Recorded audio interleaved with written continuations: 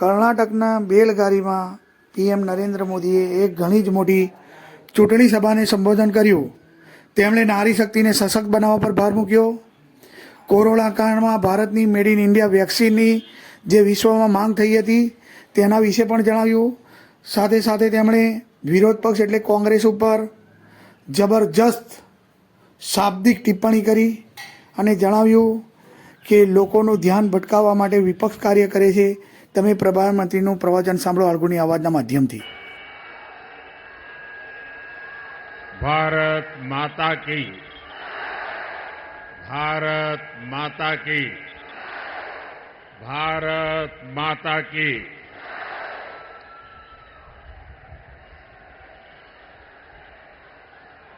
बेळगावी ಮತ್ತು ಚಿಕ್ಕೋಡಿ ಯಾ ಸೋದರ ಸೋದರಿಯರಿಗೆ ನನ್ನ ನಮಸ್ಕಾರಗಳು।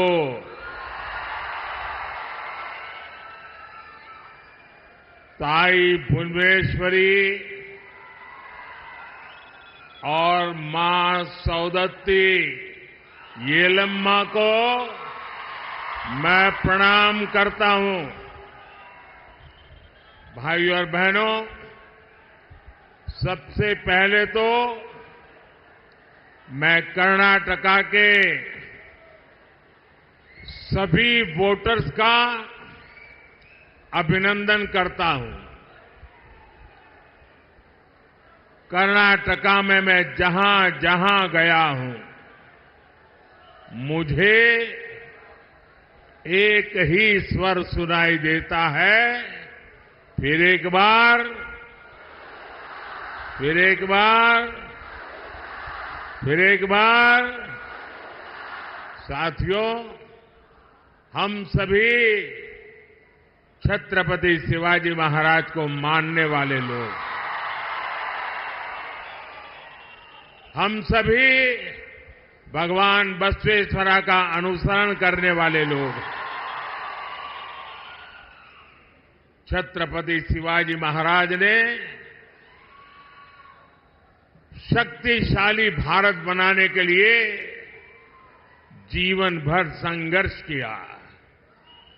भगवान बसवेश्वरा ने अनुभव मंडपम से डेमोक्रेसी का रास्ता बताया। 10 साल में भारत शक्तिशाली हुआ। आप मुझे बताइए, भारत का शक्तिशाली होना आप गर्व करते हैं? आपको गर्व होता है? भारत की पहचान मदर ऑफ डेमोक्रेसी के रूप में होने लगी है। ये गर्व होने वाली बात है कि नहीं है? गर्व करने वाली बात है कि नहीं है? भारत से 25 करोड़ लोग गरीबी से बाहर निकले, और जब 25 करोड़ लोग 10 साल के भीतर भीतर गरीबी से बाहर निकलते हैं तो हर हिंदुस्तानी का आत्मविश्वास बढ़ता है कि नहीं बढ़ता है? आपका आत्मविश्वास बढ़ा कि नहीं बढ़ा? और इसलिए देश कह रहा है, गरीबों के कल्याण के लिए फिर एक बार।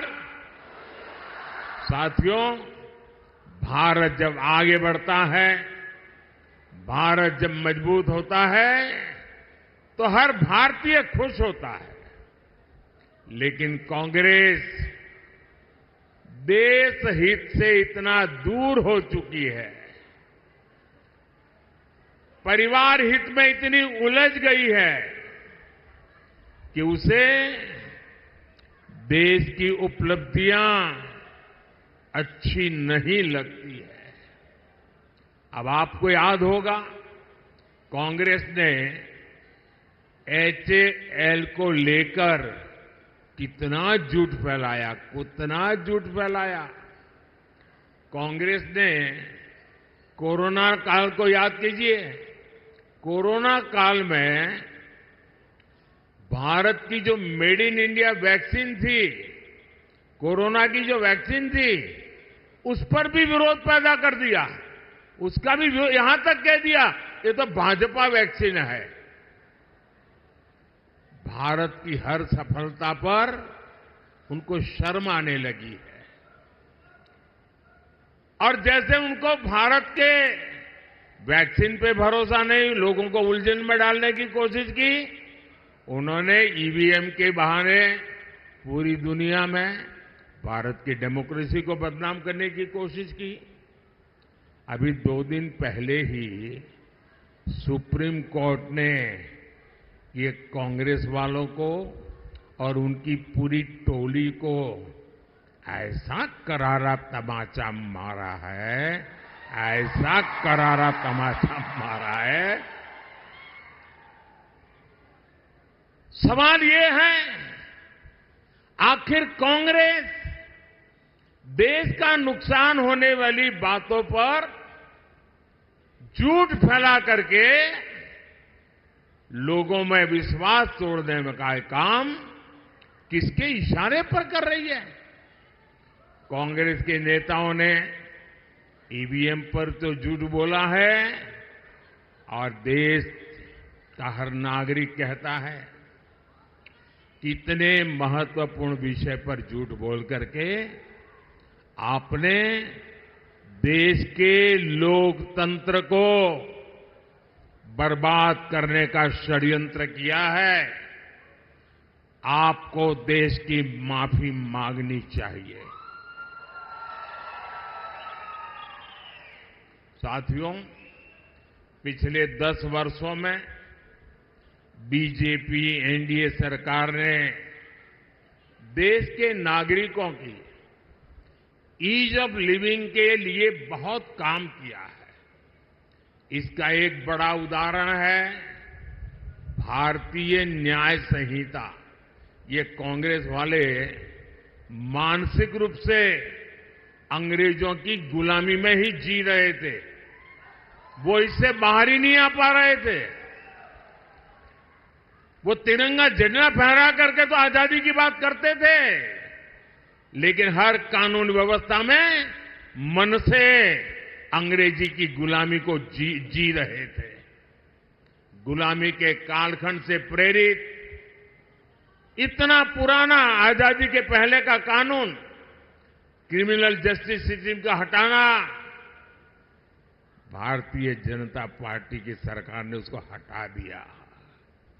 अब भारत में न्याय संहिता में दंड को नहीं बल्कि नागरिकों को न्याय मिलने को प्राथमिकता दी गई है।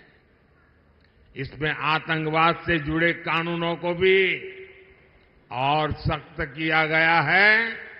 दूसरों पर अत्याचार से जुड़े कानूनों को कड़ा बनाया गया है। भारतीय साक्ष्य अधिनियम में इलेक्ट्रॉनिक एविडेंस को लेकर नया प्रावधान किए गए हैं। 1 जुलाई से लागू होने के बाद ये संहिता देश के हर नागरिक को बहुत मदद करने वाली है। लेकिन साथियों, जब से कर्नाटका में कांग्रेस सरकार आई है, तब से पूरे स्टेट में लॉ एंड ऑर्डर की स्थिति बहुत खराब है कि नहीं? खराब है कि नहीं? हालत बद से बदतर हो रहा है कि नहीं हो रहा है? यहां बेलगावी में एक आदिवासी बहन के साथ जो कुछ हुआ, चिक्कोड़ी में जैन मुनि महाराज साहब के साथ जो हुआ, वो शर्मसार करने वाला है कि नहीं है?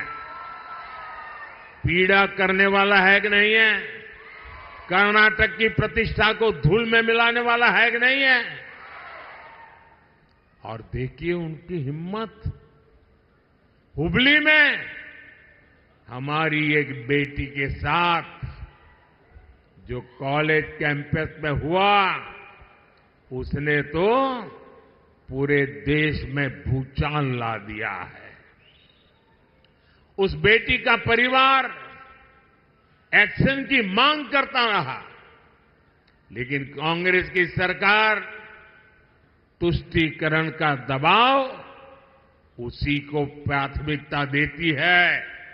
उनके लिए नेहा जैसी बेटियों की जिंदगी की कीमत नहीं है, उनको तो अपने वोट बैंक की चिंता है।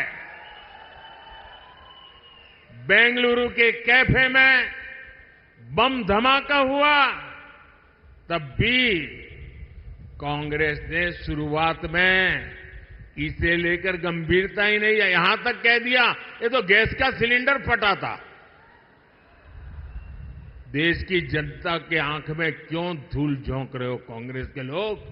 अगर तुमसे नहीं बनता है तो छोड़ करके घर चले जाओ।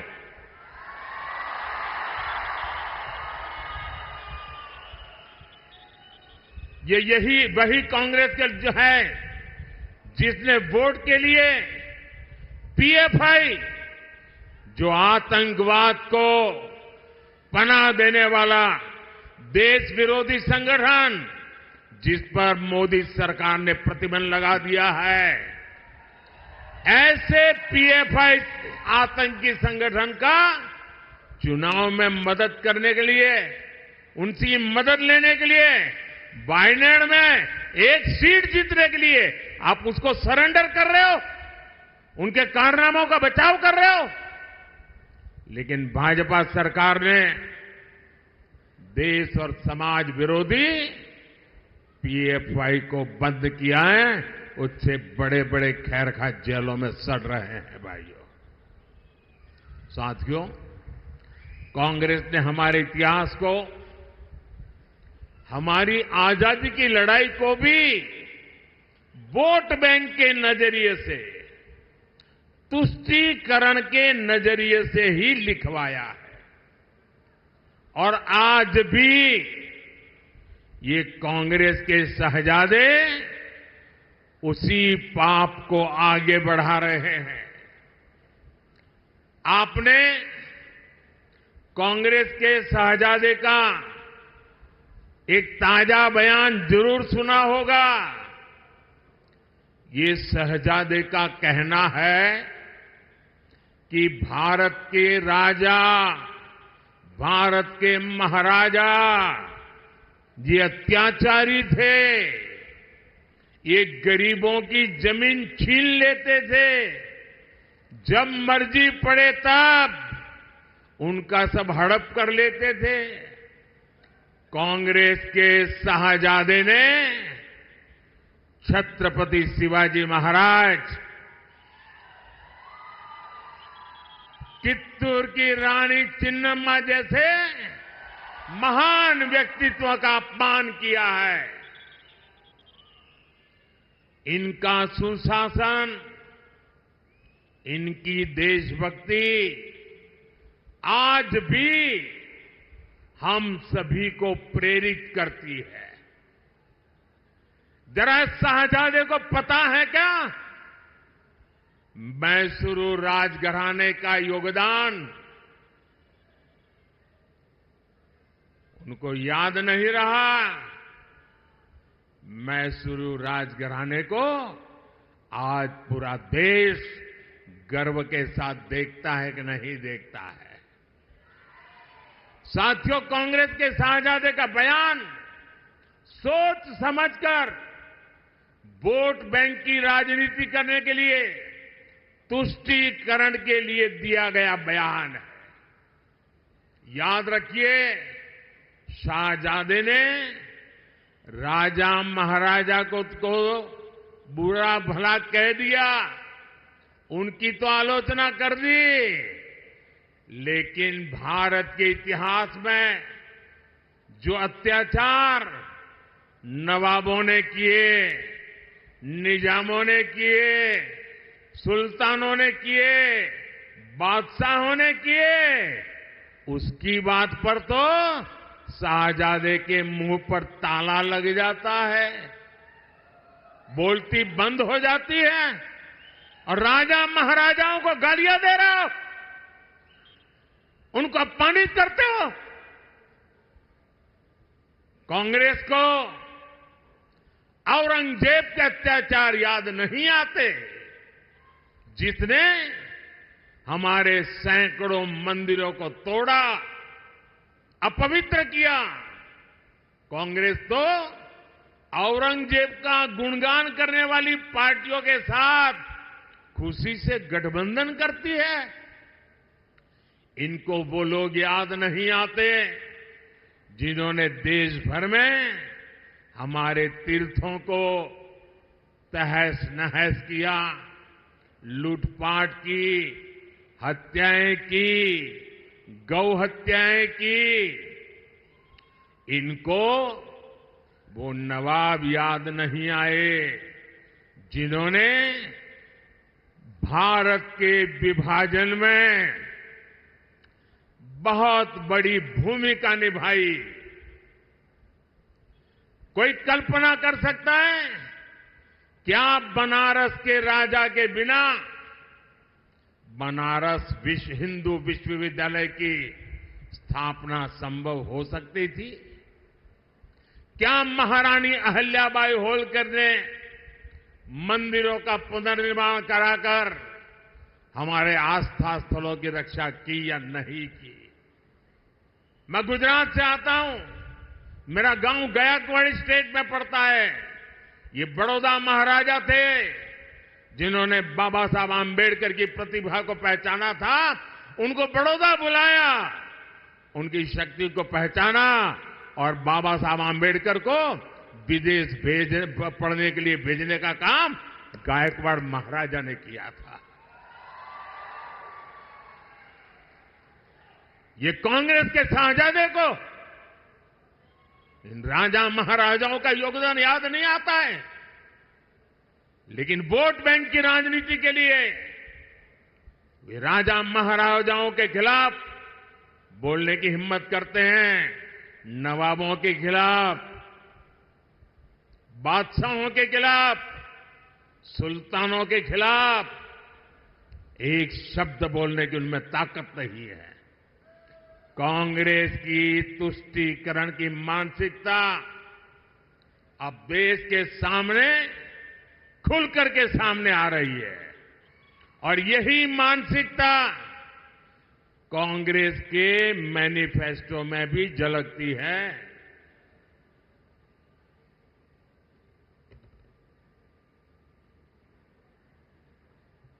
साथियों,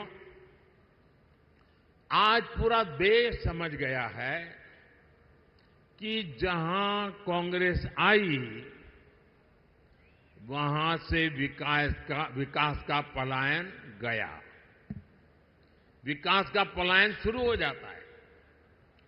कर्नाटका में भी यही हो रहा है। जब बीजेपी की सरकार यहां थी तो भारत में फॉरेन डायरेक्ट इन्वेस्टमेंट का बहुत बड़ा हिस्सा कर्नाटका में आता था, लेकिन अब यहां स्थितियां बदल रही हैं।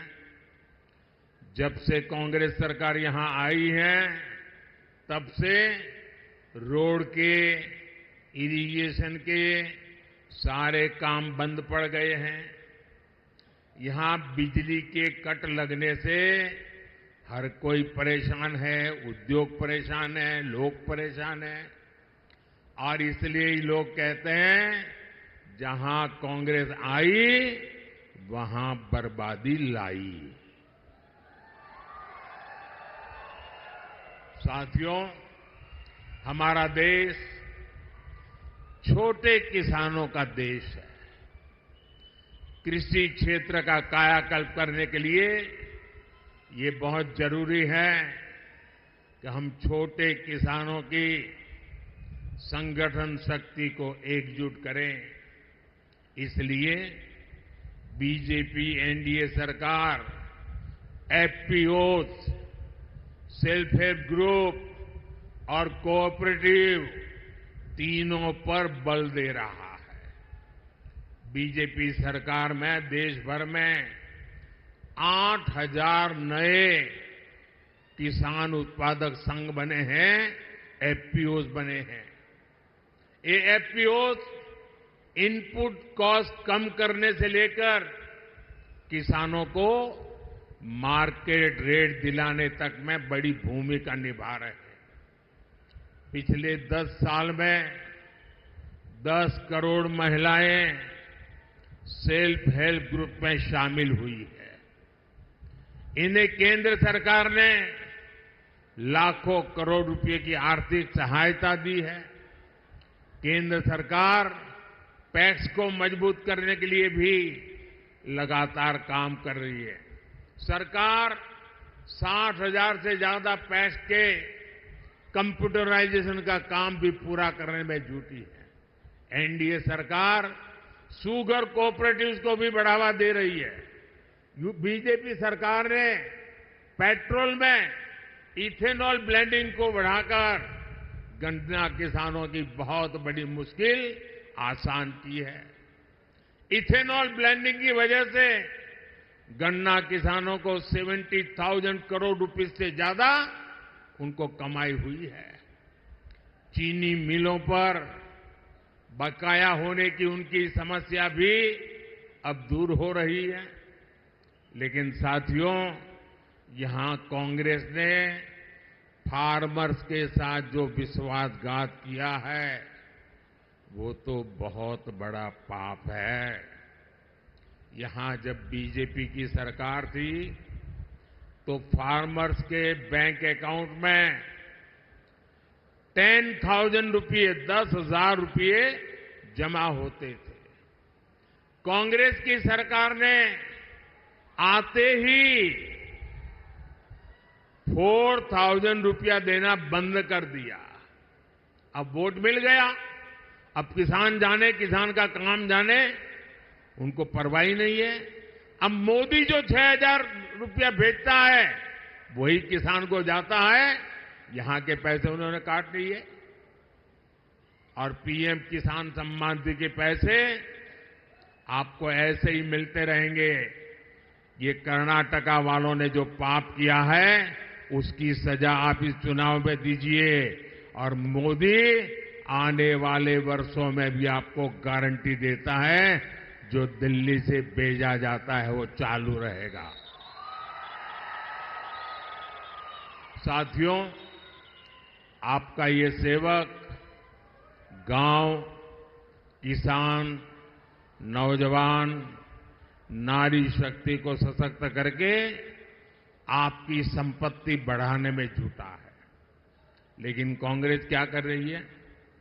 कांग्रेस के शहजादे आजकल घोषणा कर रहे हैं और भाई बहन दोनों कर रहे हैं कि वो चुनाव अगर जीत गए तो पूरे देश का एक्सरे करेंगे, आपकी प्रॉपर्टी का एक्सरे किया जाएगा, बैंक के लॉकर का एक्सरे किया जाएगा, आपकी जमीन कितनी है एक्सरे होगा, आपके पास गाड़ी कितनी है, स्कूटर कितने हैं, साइकिल कितनी है, इसका एक्सरे होगा। महिलाओं के पास स्त्री धन कितना है, गहने कितने हैं, सोना कितना है, मंगलसूत्र कहां पड़ा है, इसका एक्सरे किया जाएगा। यानी ये लोग हर घर में छापा मारकर आपकी संपत्ति पर कब्जा करना चाहते हैं। आपकी संपत्ति पर कब्जा करने के बाद कांग्रेस इसे रीडिस्ट्रीब्यूशन की बातें कर रही है, अपनी पसंदीदा वोट बैंक को देना चाहती है। क्या आप अपनी गाड़ी कमाई की संपत्ति को लूटने देंगे?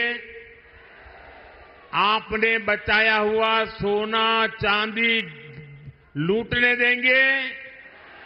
क्या आपके मंगलसूत्र पर किसी को हाथ लगाने देंगे?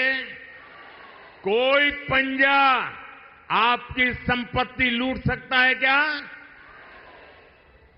मैं कांग्रेस को अलर्ट करना चाहता हूं, ये मंसूबे छोड़ दीजिए जब तक मोदी जिंदा है।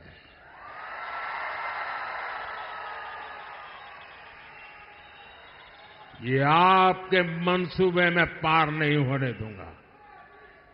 ये आपके खेल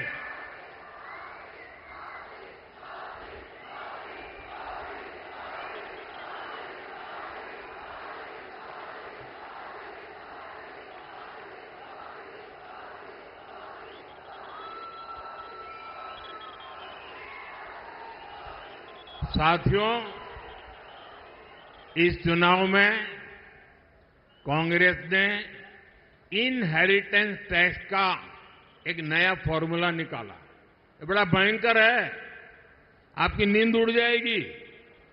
उन्होंने क्या कहा है कि दिल्ली में उनकी सरकार बनेगी तो ऐसा कानून लाएंगे कि आप जो अपने बच्चों के लिए बचाते हैं, आपने मेहनत करके कमाया, खुद ने खर्चा नहीं की, मौज नहीं किया, थोड़ा थोड़ा पैसा जमा किया और मन में रहता है कि मरने के बाद बच्चों को कुछ दे करके जाऊं, छोटा सा घर दे करके जाऊं, कुछ पैसे दे करके जाऊं, ताकि बच्चों को मेरे मरने के बाद किसी के पास जाना न पड़े। हर माँ बाप ऐसा चाहता है कि नहीं चाहता है? हर माँ बाप अपने बच्चों को कुछ न कुछ देना चाहता है कि नहीं देना चाहता? और इसलिए हर माँ बाप कुछ बचत करके रखता है कि नहीं रखता है? अब ये कांग्रेस वाले कहते हैं आपने जो बचाया है, अगर आप अपने बच्चों को अब नहीं दे सकते हैं, आपने जो बचाया है अगर बच्चों को देना है तो 55%, 55% उस पर टैक्स लेकर के सरकार वो छीन लेगी। मतलब 2 मकान है तो एक कांग्रेस की सरकार की जेब में और दूसरे से अपने 2 बच्चों को बांट के दो। अपनी वोट बैंक को बांटने के लिए ये आपकी संपत्ति पर डाका डालना चाहते हैं, क्योंकि उन्होंने घोषणा की है कि इस देश की संपत्ति पर पहला अधिकार किसका है? उनकी वोट बैंक का है। ये डॉक्टर मनमोहन सिंह जी भी कह चुके हैं। मैं कर्नाटका के सभी लोगों से पूछना चाहता हूं, मैं आपके माध्यम से देशवासियों को पूछ रहा हूं, क्या आप ऐसा होने देंगे? ऐसा कानून लाने वालों को आने देंगे? ऐसी सोच वाली कांग्रेस को सजा देंगे? इस चुनाव में हर बूथ में उनको चुन चुन कर साफ करेंगे? भाइयों और बहनों, बीजेपी कित्तूर रानी चेन्नम्मा से प्रेरणा लेती है। इसलिए एनडीए सरकार ने सेना के हर मोर्चों को महिलाओं के लिए खोल दिए हैं। बेलगांव में तो संगोली रायन्ना सैनिक स्कूल भी बना है। हमारी बेटियां भी अब सैनिक स्कूलों में पढ़ पा रही है। बीजेपी सरकार की नीतियों की वजह से सेंट्रल पुलिस फोर्सेज में महिलाओं की संख्या अब 2 गुनी से भी अधिक हो चुकी है। साथियों, आपका सपना ही मोदी का संकल्प है।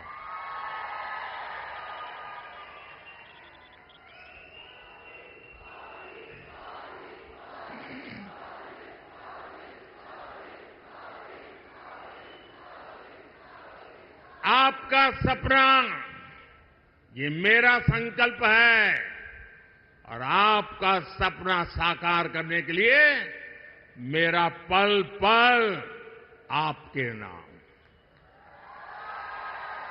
मेरा पल पल देश के नाम। 24/7 फॉर 2047 ये मोदी का वादा है। और इसलिए हमारे भाइयों बहनों, इस चुनाव में दिल्ली में मुझे कर्नाटका से मजबूत समर्थन की जरूरत है। मैं आज आपके पास कुछ मांगने के लिए आया हूं। मैं आपसे आशीर्वाद मांगने के लिए आया हूं और इसलिए इस चुनाव में बेलगावी से हमारे बहुत पुराने साथी जगदीश शेट्टर जी को और चिकोड़ी से हमारे अन्ना साहेब शंकर जोले जी को ज्यादा से ज्यादा वोट दीजिए। और आप जब इनके लिए कमल के निशान पर बटन दबाएंगे ना, जब आप कमल के निशान पर बटन दबाएंगे तो वोट सीधा सीधा मोदी के खाते में जाएगा।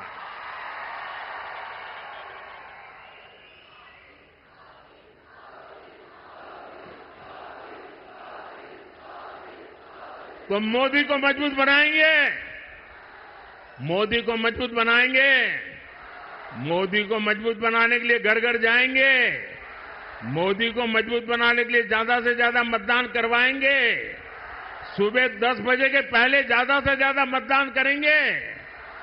पहले मतदान फिर जलपान, पहले मतदान फिर जलपान, पहले मतदान फिर। आपसे मेरा आग्रह है, हमें सारे पुराने रिकॉर्ड तोड़ने हैं और हर पोलिंग बूथ जीतना है। जीतोगे? हर पोलिंग बूथ जीतोगे? अच्छा, मेरा एक काम करोगे? जरा हाथ ऊपर करके बताओ तो बताओ। मेरा एक काम करोगे? ये मेरा पर्सनल काम है, करेंगे? ये चुनाव वाला काम नहीं है, करेंगे? पक्का करेंगे? एक काम करना, घर घर जाइएगा और हर घर में जाके कहिएगा कि मोदी जी आए थे, मोदी जी ने आपको नमस्कार भेजा है। मेरा नमस्कार पहुंचा देंगे।